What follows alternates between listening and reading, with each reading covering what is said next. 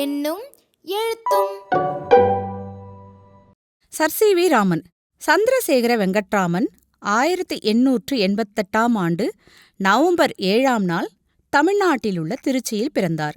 1904ஆம் ஆண்டு சென்னையிலுள்ள மாநிலக் கல்லூரியில் இளங்கலை பட்டம் பெற்றார். இயற்பியலில் முதலிடம் பெற்று தங்கப்பதக்கம் வென்றார். 1907ஆம் ஆண்டு சென்னை பல்கலைக்கழகத்திலிருந்து அறிவியலில் முதுகலை பட்டத்தை பெற்றார்.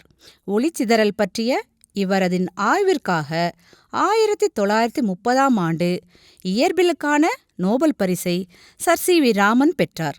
வானம் நீல நிறமாக தோன்றுதல்.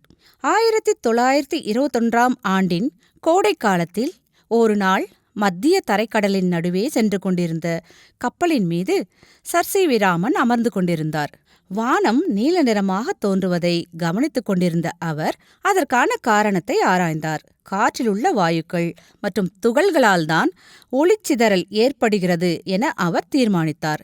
நாம் காணக்கூடிய ஒளி நீலம், கருநீலம், ஊதா, பச்சை, மஞ்சள், ஆரஞ்சு மற்றும் சிவப்பு போன்ற பல்வேறு வண்ணங்களால் ஆனது.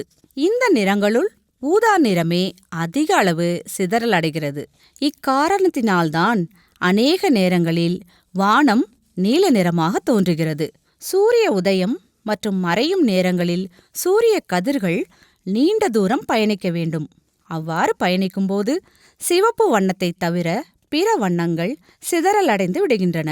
எனவே சூரிய உதயம் மற்றும் மறைவின் போது வானம் சிவப்பு நிறமாக தோன்றுகிறது. Doctor APJ Abdul Kalam.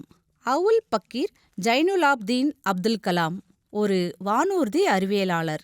அவர் 1931ஆம் ஆண்டு அக்டோபர் 15ஆம் நாள் தமிழ்நாட்டிலுள்ள ராமேஸ்வரத்தில் பிறந்தார். 1954ஆம் ஆண்டு திருச்சியிலுள்ள புனித வளனார் கல்லூரியில் அறிவியலில் இளங்கலை பட்டம் பெற்றார். 1960ஆம் ஆண்டு சென்னையிலுள்ள மெட்ராஸ் தொழில்நுட்ப நிறுவனத்தில் வானூர்தி பொறியியல் பட்டம் பெற்றார். இவர் இந்தியாவின் ஏவுகணை தயாரிப்பு திட்டப்பணிகளை மேற்கொண்டதால் இந்தியாவின் ஏவுகணை மனிதர் என அழைக்கப்பட்டார். இந்தியாவின் குடியரசுத் தலைவராக 2002 முதல் 2007 பதவி வகித்த இவர் மக்களின் குடியரசுத் தலைவர் என அழைக்கப்பட்டார்.